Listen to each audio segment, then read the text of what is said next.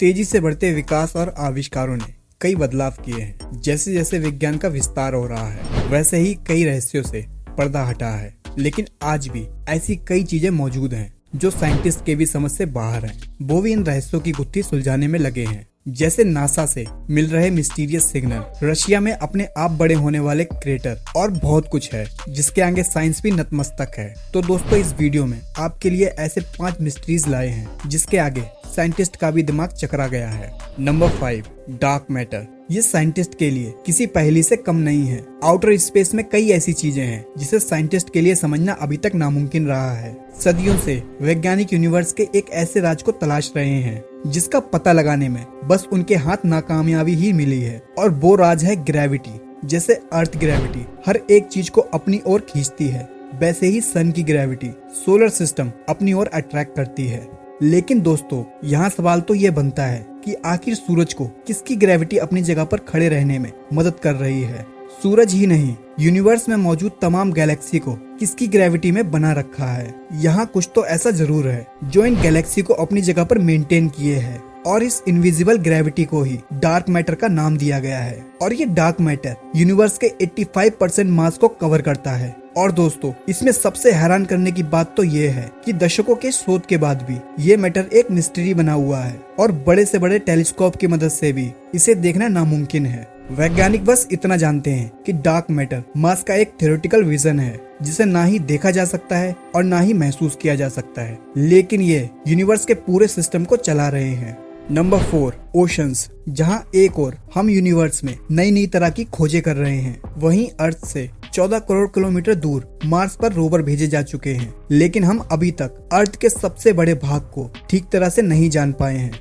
यह है ओशंस। आज भी 80% ओशंस का एरिया ऐसा है जिसमें बाहर की दुनिया बिल्कुल अनजान है। ओशंस का deepest point Mariana Trench 11,022 metre गहरा है, लेकिन हम ओशंस के 200 मीटर तक ही पहुंचकर उसे एक्सप्लोर कर पाए हैं। इसे ट्वाइलाइट जोन भी कहा जाता है, जहां सूरज की रोशनी ना के बराबर होती है। इसके अलावा यहाँ प्रेशर भी 320 पाउंड पर स्क्वायर इंच होता है। ये इतना ज्यादा है कि मानो इंसान के किसी एक बॉडी पार्ट पर 1 इंच के हिस्से पर ट्रैक्टर का पहिया रख दिया हो। यही वजह ही ओशन के ट्वाइलाइट जोन के नीचे, जहां इंसान के लिए जाना बहुत मुश्किल है। एक रिपोर्ट के मुताबिक ट्वाइलाइट जोन के नीचे हम केवल 5% ही सी लाइफ को एक्सप्लोर कर पाए हैं, और बाकी का 95% क्या है वो अभी भी एक मिस्ट्री है।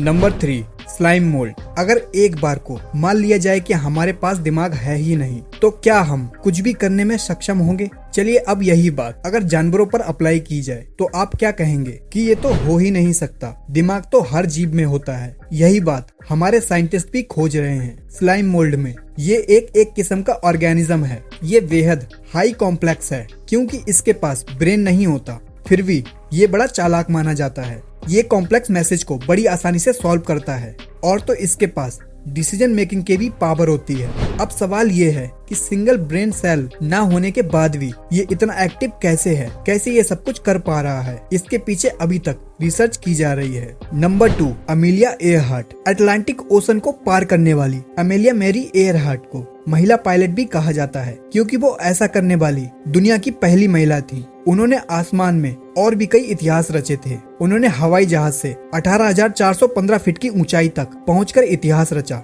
वहीं 1932 में उन्होंने हवाई यूएस मेन लैंड तक अकेले उड़ान भर के अमेलिया ने वो किया जो मेल पायलट भी नहीं कर सकते थे। साथ ही 11 जनवरी 1935 को पैसिफिक महासागर को अकेले ही हवाई जहाज से पार करने वाली पहली महिला बनी। उनका उड़ने का जुनून इस कदर था कि उन्होंने सन 1937 में पृथ्वी का चक्कर लगाने का फैसला किया। 2 जुलाई 1937 में अमेलिया और उनके नेविगेटर फ्रेड नूनान पापुआ न्यू गुनिया में रिफ्यूलिंग के लिए लैंड किया, और जब वहां से उड़ान भरकर सेंट्रल पैसिफिक ओशन में हाउलैंड आइलैंड के करीब आकर इनका संपर्क कंट्रोल रूम से टूट गया, और तब से अब तक इनका कुछ भी पता नहीं चला। कई सर्च ऑपरेशन किए गए, लेकिन ना अमेलिया मिली, ना ही फ्रेड नूनान, और ना ही कोई प्लेन के पुर्जे। इस घटना को 85 साल बीत चुके हैं, पर अभी तक किसी को भी कुछ सबूत नहीं मिला है। नंबर 1, जांगे नेशनल जियो पार्क। नहीं, ये कोई पेंटिंग नहीं है, वाकई ये हकीकत है। कुदरत के तमाम रंग हमारी धरती के कोने कोने में बिखरे हुए हैं। हम बारिश के बाद जिस इंद्रधनुष के नजारे को देखकर चकित रह जाते हैं,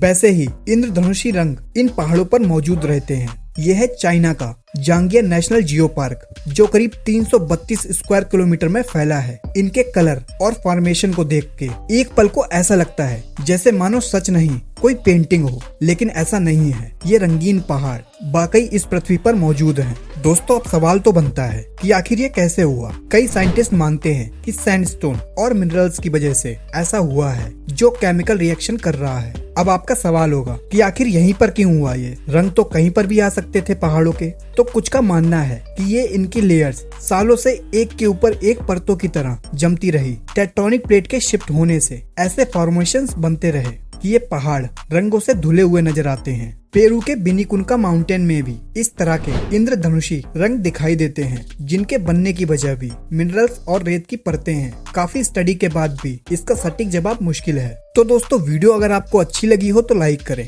मिलते हैं नेक्स्ट वीडियो में।